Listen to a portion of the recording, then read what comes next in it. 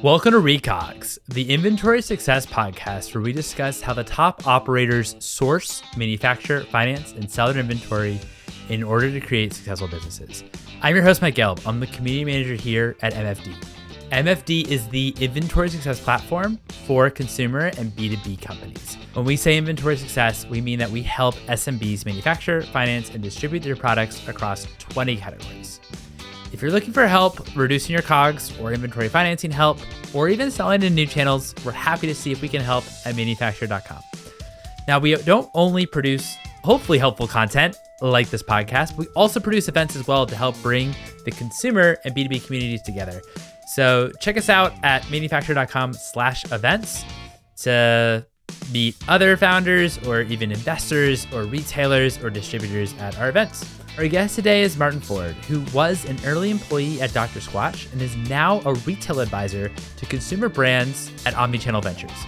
We discuss how he was hired at Dr. Squatch, how they got into retail or even thought about retail, and as well as what drove the success at Walmart, and when retail actually makes sense for a brand to even go into, when you're in retail, how to actually stand out and sell through if you're an emerging brand. Without further ado, here's Martin.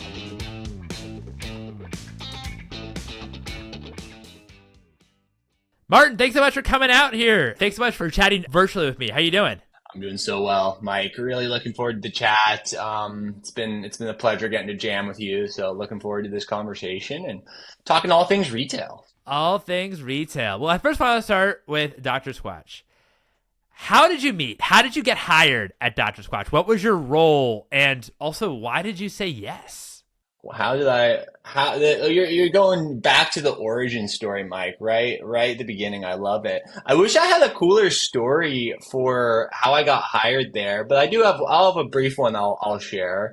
I found the brand on LinkedIn, just a post that was there, applied normally, didn't even do anything special or send a note. Did you know about the brand prior to Didn't know about the brand. The brand was really early stage at that point. I saw they had a viral video at that point. I was like, whoa, they have 80 million views. That's pretty cool. And so, and I think I'd maybe been targeted on YouTube a couple times. So very little context about what Dr. Squatch was. But I'll never forget this moment. I remember it so vividly. I remember I hopped on the first call with Jack Haldrup, the CEO and founder of Squatch. And he was like, I've got 15 minutes. It was like a 30-minute call. He was 5 minutes late. And he was like, let's dive in. And so I was like, cool. And I just gave my pitch, my elevator spiel, explained my background, explained why I thought I would be relevant for the role. And I guess something resonated. I guess how I came across was powerful, and, just went and did the process, met the team, met Josh Friedman, then CMO, head of marketing, now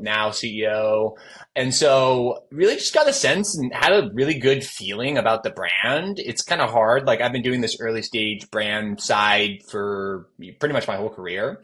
And it's interesting, like there's really no rhyme or reason to be able to figure out like which one's going to pop, but there's absolutely like a feeling that you can have. And I can't even it's so unhelpful, I know, to this audience, but I just had good sense that this brand was on to something. And that was affirmed by when I actually started and jumped in. So I think I was I started in December 2019. I was employee number 13, and I was specifically hired to launch and scale the brand in retail. And so my scope originally started to be pretty narrow. It was like they were getting a bunch of inbound interest from these mom and pop independent retailers. And they didn't know how to handle them. And they're like, okay, Martin, you go figure out how to do this. And so I was like, cool, I can do that. Evolved the retail strategy, brought in some advisors, and really figured out that the brand, I thought, had mass potential. The brand seemed to resonate to a wider audience, which is indicative of a brand that has mass potential. And we pretty much spent a year and a half in strategy development, testing that hypothesis of how do we know if the brand is like right for, Target or Walmart, and how do we actually engage in that process. And so it was, learned so much through that time at Dr. Squatch. It's led me to what I'm doing today, serving as a strategic advisor for a lot of the next generation of disruptive brands. So really grateful for, everything, for Jack, for Josh, for the whole team at Dr. Squatch, for the opportunity and just to get to learn, and now be in a position to get to give back and share some of those lessons from such an iconic brand. So Totally. Why did you think, what were some of the elements of Dr. Squatch that you thought it actually was a brand that would work in mass? If we can, of course, convince Walmart and Target. Yeah. I think so. It actually, and this is one of the core advantages direct-to-consumer brands have over, let's just say a retail-first brand, is inherent knowledge and the ability to query your consumers. And so that was what we actually found out, is we did some pretty robust consumer insights research. And one of the things that we found is that the Dr. Squatch consumer was not using natural soap prior to Dr. Squatch. They were a Dove, a Dial, or an Irish Spring consumer. And so how did you find that information, by the way? Was that also doing like customer interviews and stuff like that? Yeah, engaging with consumers. And again, there's so many ways to do this. I'll give a shout to Dr. James Richardson, who was our strategic advisor at that point, helped construct some of the framework and the narrative of how to ask these questions. So I'm not going to take all of that credit, of course. James was instrumental in helping us design the framework of how to engage with consumers in that way. But really, it starts through, customer interviews, really through surveys. You can do pop-up surveys on your D2C site because there's thousands of people on the site at any given time. So you can just do pop-ups like, hey, you willing to answer a few questions? And you could get a statistically significant amount of insight from those consumers. So again, no expert in this field. There's people who are like James who can kind of help guide brands on how to construct some of those insights. But, it's just through engaging with your consumers. And that's again, a core value of direct consumer brands. Once more, is that ability to engage with them, is you have direct access, their emails, their phone numbers, their addresses, all of these insights, which are invaluable, particularly as you start approaching mass retail. So again, that was the reason we thought it had mass potential. Once again, is they buy these, let's just say, mass focused brands.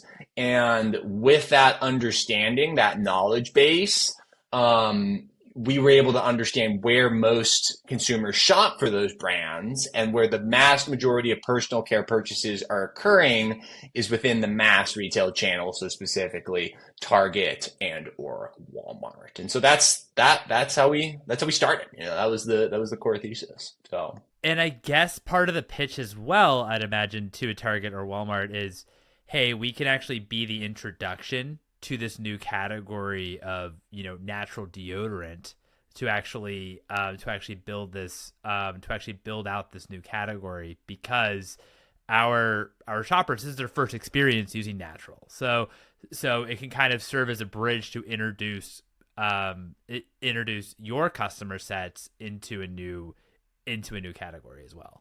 Absolutely. I think the narrative is very much, and this I'll even broaden even beyond Dr. Squatch.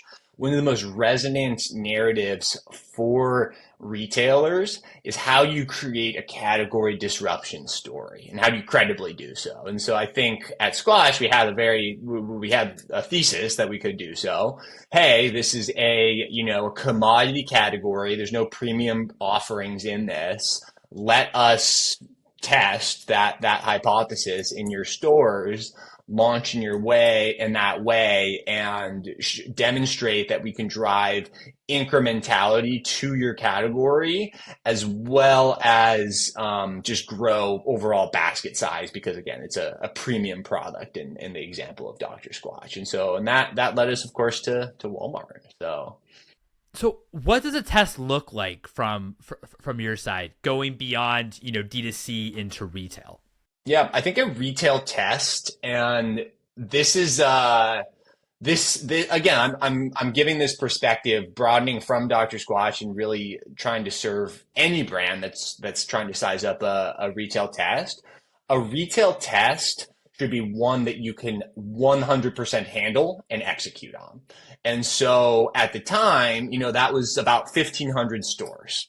So it's national in scope. It's not so broad that it's like, really going to stress the supply chain and really going to, if you mess it up, you're going to fall out of distribution, let's say. So it's something that you knew that that you're going to be able to execute. And this is the harder part, is like it's something that is going to work. And so really for a lot of the brands, that comes down to making sure your assortment strategy is super dialed in, making sure that you have a credible strategy for demand generation at shelf. So how are you going to get consumers aware of the fact that this brand is now at Walmart, at Target, whatever retailer experiment that you actually launch in? How are people going to find you on the shelf? What type of merchandising is it going to be? Is it merchandised at eye level? Do you have shelf talkers? Do you have a display vehicle? Do you have features? Like, all these facets are part of the conversation that needs to be had if you're standing up let's say a retail test. And to the degree that the success of your retail test is really, really correlated to the scale and success of your existing business. I think this is I'm making some assumptions. I'm assuming that if you're launching in retail in this way, doing a retail test with the intention of scaling throughout all classes of trade, is that you have some sort of existing at scale channel. So for most brands, that's on direct to consumer. That could be maybe on Amazon. Maybe it's already on retail. You have existing retail distribution. You're expanding into a different channel. Could be a lot of different ways. I've talked to brands who are, pioneering their channels out of country. And so, scaling in the UK, scaling in Australia, and then taking the proven winners and moving those here stateside to the US. So there's lots of different ways, but this is I want to be clear. These retail tests are very much, and this strategy that we're discussing here, Mike, is very much geared towards a brand that's doing, let's just say, above 5-10 million in annual top line. So some of the access and the ability to execute is just going to be higher for a brand of that scale. And that's typically the brands that I work with, is someone that has those at scale channels. So just trying to, provide context. So 5 million annual top line in terms of doing a retail test at 1,500 stores. Is that what you're? Yeah, that seems, again, there's lots of variables that go into that. It's hard to give a hard and fast rule, but as a rough rule of thumb, I would say, about 5 million in top line is about the scale at which you can very seriously start to consider some of the larger retailers in the scope of a test. And there's exceptions to that, of course. I'm not setting any of these hard and fast rules, but that's a good, again, ballpark figure for brands to just maybe start thinking about. So let's talk about execution. For once you have this 1,500 store retail test, let's say, or when you did it at Dr. Squatch, what does an execution look like? I mean, I understand that you feel like 1,500 is a quantity that you can 100% handle and execute on. What does it actually look like? What does successful execution look like in your mind? Yeah. So execution really comes down to a few things. I think it's what I mentioned before. I think there's a few main buckets that you need to think about.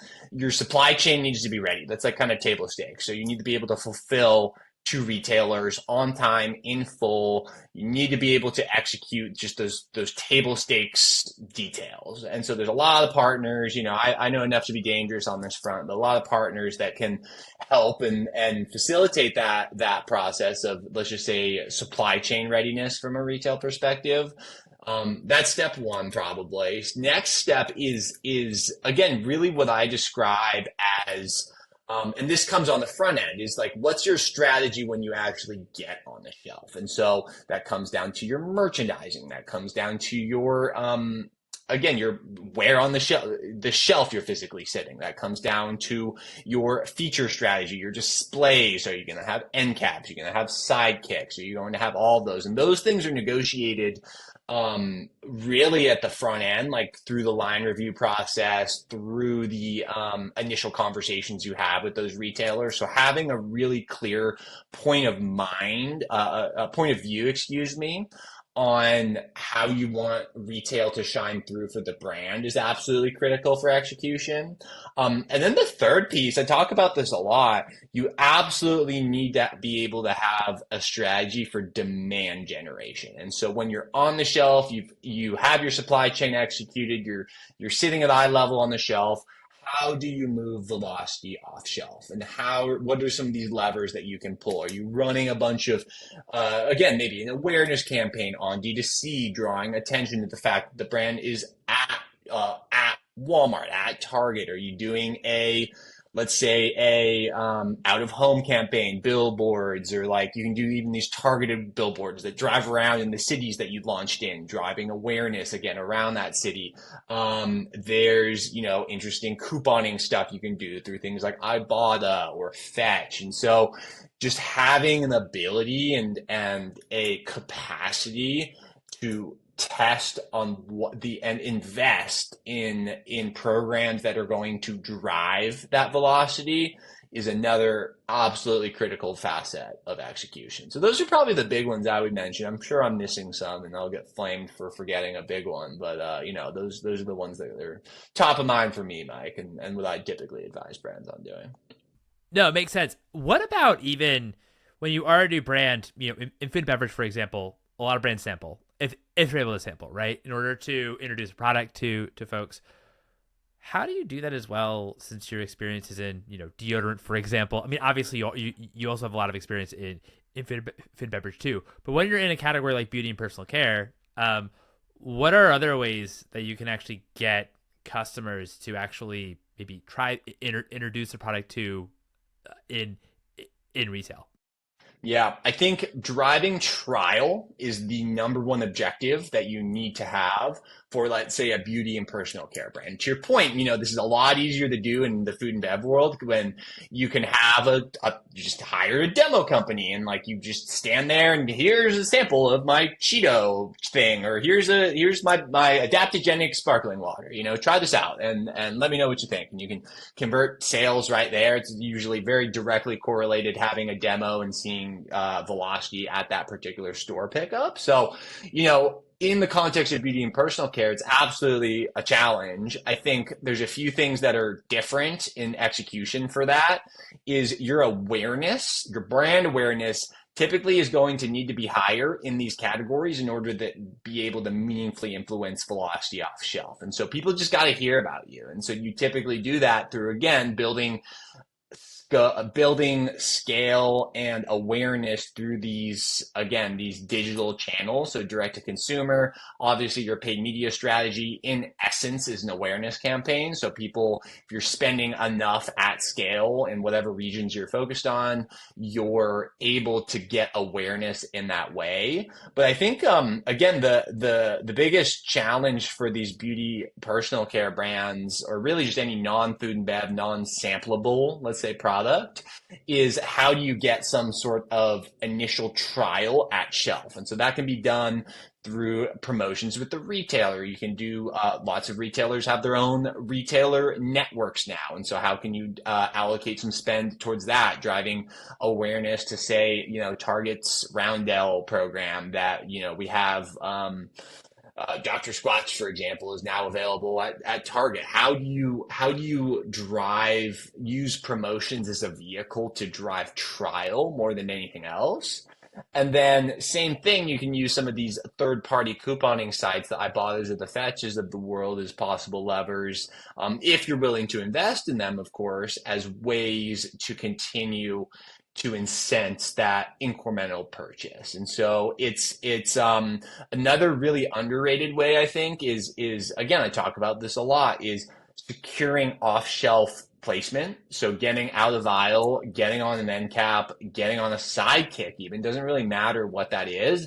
That in essence is a billboard for trial. It's a way for people who were not planning to walk down that particular aisle to see your brand. Hopefully have heard of it by then as well. Pick it up, trial it, and ideally become a consumer from that point moving forward. So again, it's an art as much as it is a science. These are just a whole grab bag of tactics that I'm discussing with you, Mike. And I think it really has to be bespoke to the brand, and really brands in general just need to have an iterative and experimental approach with how they figure out how they can drive that demand in that trial at shelf. No, that got it. No, that makes sense. 1,500 stores. God, that still seems like I mean, I think a very good test because it is a number of stores. Man, that seems like a lot of stores. But that's at the same time a very good test, I'd imagine. And that's I want to be one clarification, Mike. It's not like 1,500 stores is like the minimum number of stores you need to test. Yeah, you think that's test, like a very appropriate amount to get as much data points or velocity points that you need. It's absolutely big enough to get a very real sense, because it's national in scope. Typically, if you're in that amount of stores, but that test could be 100 to 200 for another brand. It's entirely dependent on the brand's scale, their ability to execute. So I wanna just highlight that point before we move on to anyone listening. 1,500 is probably on the higher end of a test. 100, 200 stores is on the lower end. And so, a test could be in a single chain. There's lots of retailers you can engage in and launch full chain, and that can be your retail expansion test. And then there's also, the Walmarts, the Targets, the Krogers of the world, where you maybe launch in a segment of stores or a division of stores rather than launching full chain. And so that's typically what I advise most brands to do: sequence distribution in a thoughtful, strategic way rather than taking on as much distribution as possible. And I say this as somebody having advised brands that have gone full chain in Walmart, have launched nationwide in Kroger right out of the gates. And you can do that, but it's just an entirely different game, and you need to be extraordinarily well capitalized, as well as have the very clear perspectives on what you're going to do to execute when you're at that level. So again, it's just a function of there's a lot of variables that come to this, but a function of your brand scale, your ability to invest in that success of this new channel, the awareness the brand has, the virality potential, all of these factors kind of function into retail success. Besides velocity, I know that that's kind of the ultimate metric that we're all that we all care about and sell-throughs. What are other metrics when you actually do launch a new retail partner that are valuable to know and to gain knowledge of? Yeah, I'm a simpler is better type guy. So I'm always like dollars per store per week, units per store per week. That velocity, to your point, should be the golden guiding metric for brands launching in retail. And it should especially be, what is that velocity in relative to our hurdle rate? So i.e. the minimum you need to be able to hit to stay on shelf.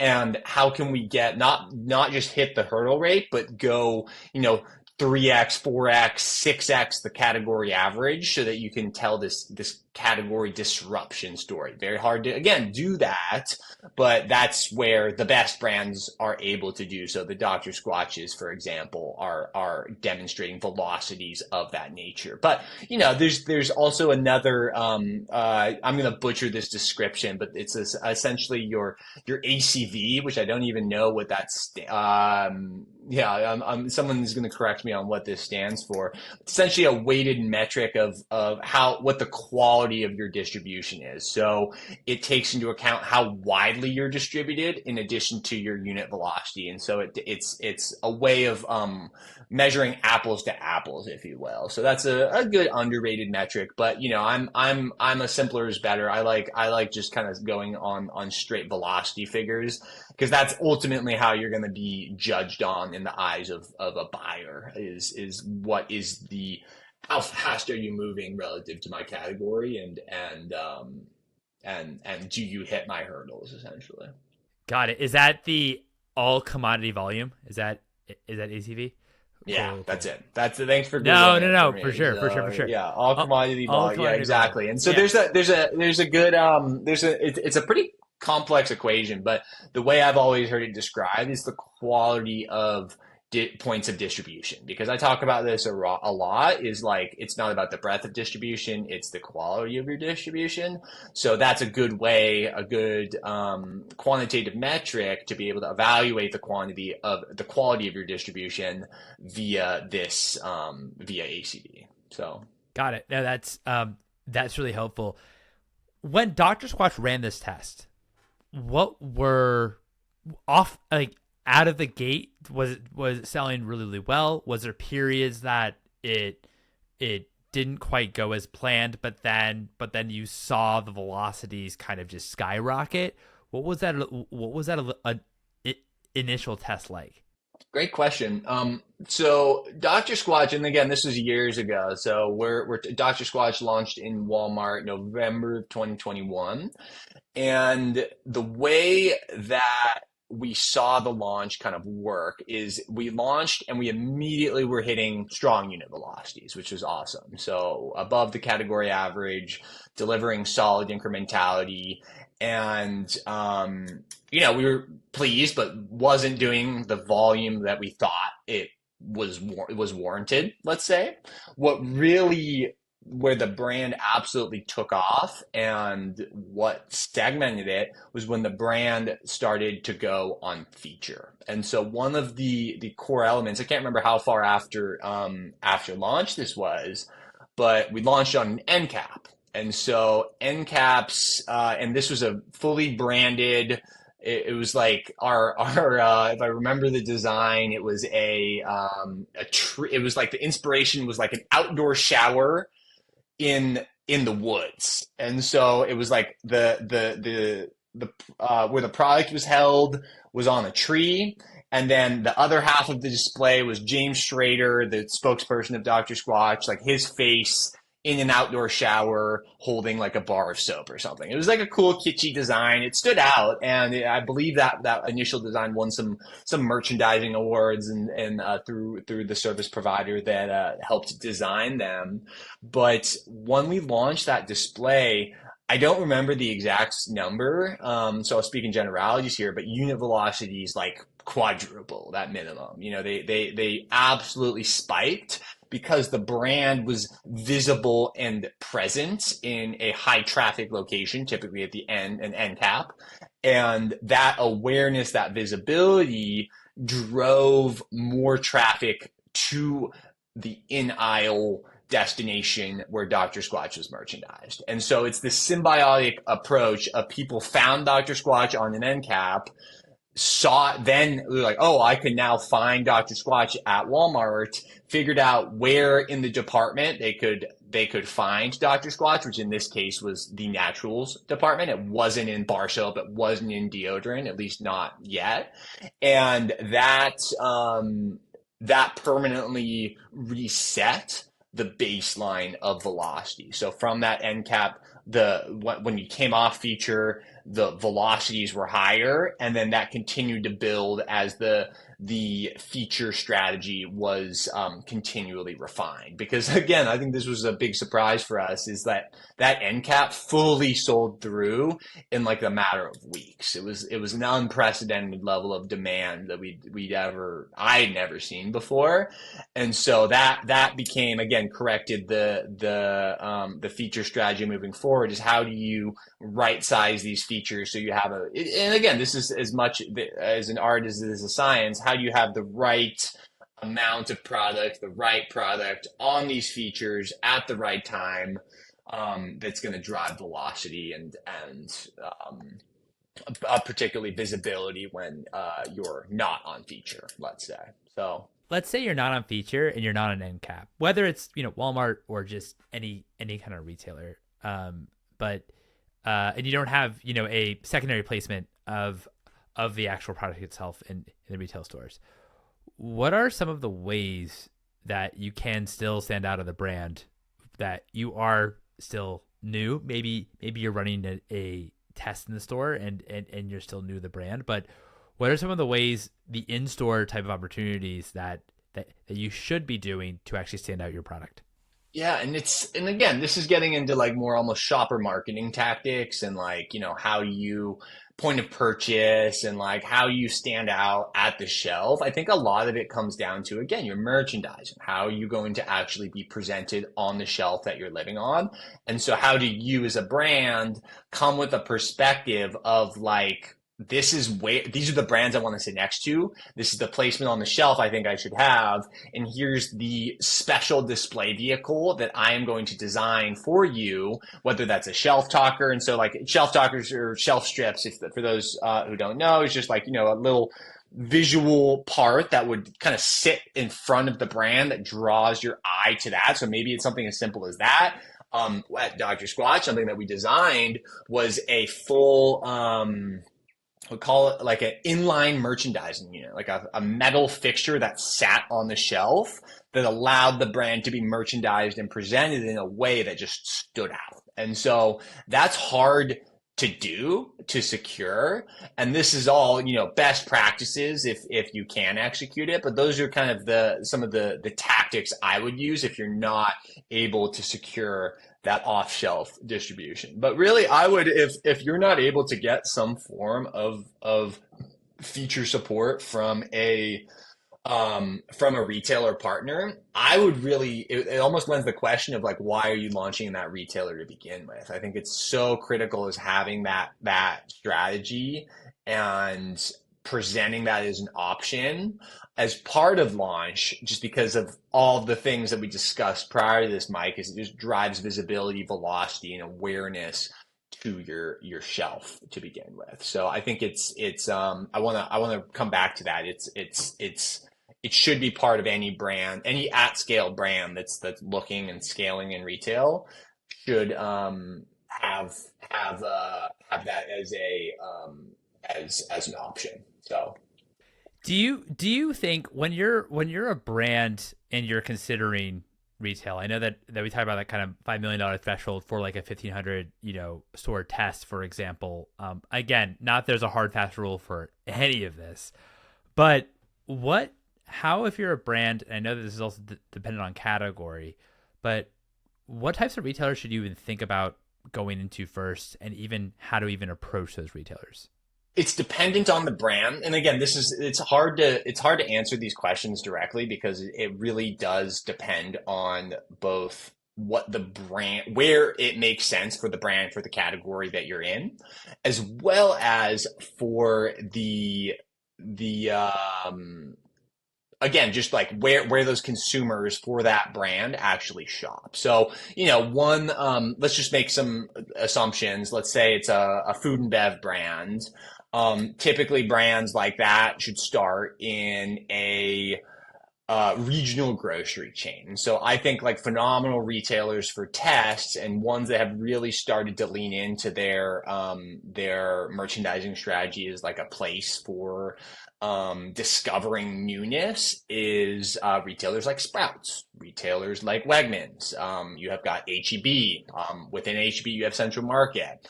You've got Hy-Vee, you've got Meijer, these large regional chains, which have anywhere from, 120 to 300 doors, really, really high quality doors where you can get a lot more support than you would from like a Walmart or a Target.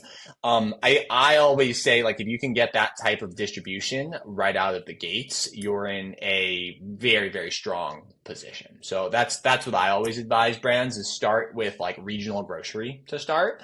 And when I say grocery channel, personal care brands can absolutely kind of play in this space. It just, that's kind of a good, rough rule of thumb, is start regional, start local, start in a specific geography and learn, iterate, test, scale from there. I think that approach is tried and true. And if you're, not $100 million D2C brand, that is a really, really thoughtful and intelligent way to be able to approach retail. So, got it. No, that's really helpful.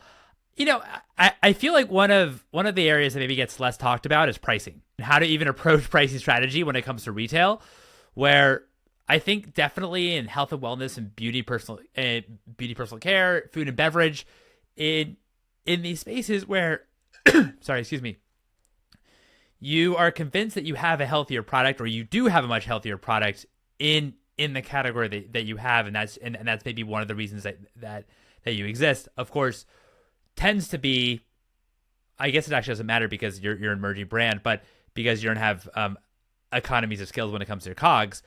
But it tends to be that these ingredient choices, for example, are more expensive than the incumbents in general because these are health and wellness products. So there are going to be premiums. However, it's easy to kind of convince yourself that consumers will pay double, triple the price, for example, for your product, even though that's not really how it works. How do you think about a startup a company that has a premium product or believes they have a premium product?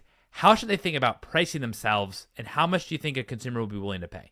So I was going to go on one of these rants on LinkedIn, Mike. I actually think we've reached the peak premiumization of consumer today. And so I think like it's more than ever in this macroeconomic climate, people aren't as willing, it depends on the retailer, of course, aren't as willing to pay a, 2x, 3x premium on just a category that they are normally shopping. And so that's where I think in today's day and age, it's absolutely critical to design your retail offering to be in line with category averages. I think that's just like an important, almost table stakes opportunity, particularly if you have, mass retail, Walmart or Target in mind. You need to have a product that's at an attainable price point. And if your product is premium, you can still achieve that. Maybe you do that through, some pack architecture, so you design a smaller format or some retail specific format, which allows you to hit a price point which is more attainable for that specific category. I see, again, so many brands will just launch and just be like, oh, we built this D2C presence because we're the premium kombucha brand or whatever category that they're actually playing in. And then when you transition that over into a retail environment, consumers are like giving you 2 seconds when they're just scanning price tags and looking at what's on shelf.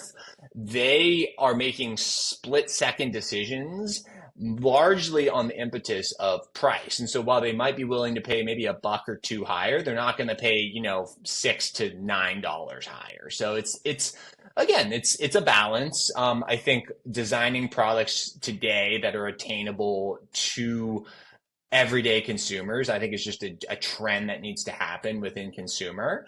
But overall, I think if you're just a pure premium product, you just have to take a really hard look at your channel strategy and only position yourself in retailers that maybe have higher price points. And so, ones that obviously come to mind would be like if you're locally in LA, like an Erewhon, for example. But then even beyond that, maybe it's just the premium grocers in that area. So the Gelsons, the Bristol Farms, where you're not going to, where consumers are more trained to shop at a higher price point. And then on more national in scope, Whole Foods, of course. So how do you just really think about the brand and the category and where it sits relative to the category. So the brand needs to fit in line with your overall channel strategy and the category dynamics for that particular retailer and channel. So it's a way of sequencing. It's a way of thinking about and understanding your overall dynamics. But that's how I would approach, again, in your example, a premium product trying to break into this retail environment. So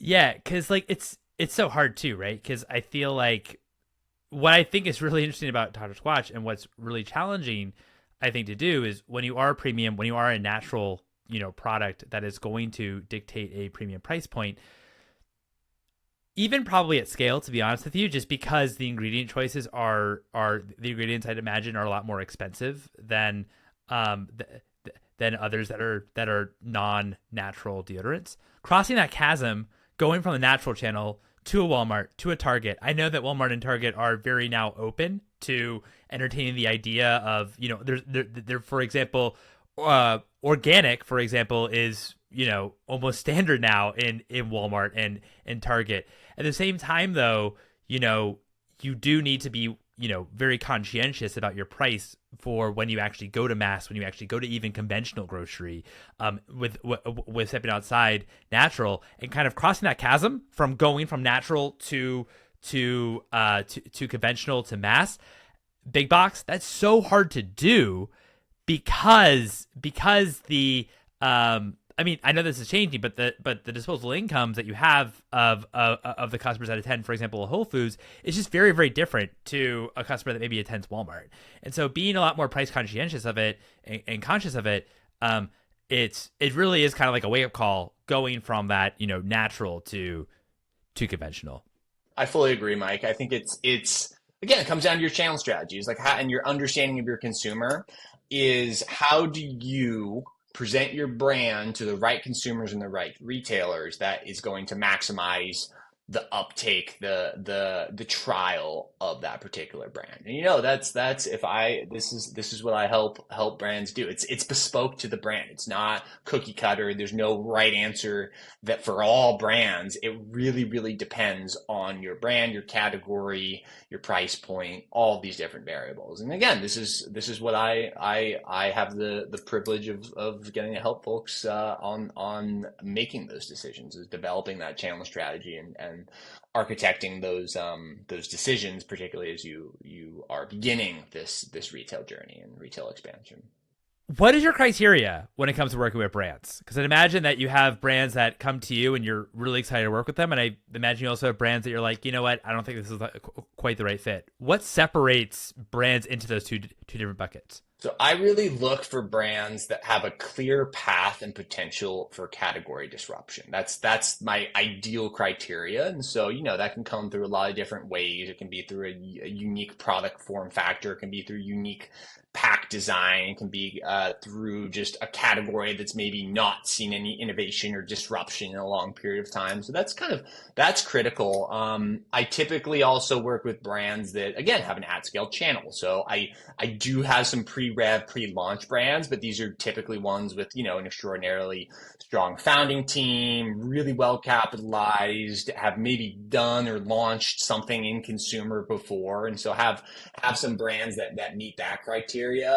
Or maybe they have like a major creator behind the brand. So some unique point of differentiation is important if you are like a brand that hasn't launched yet and I was to work together.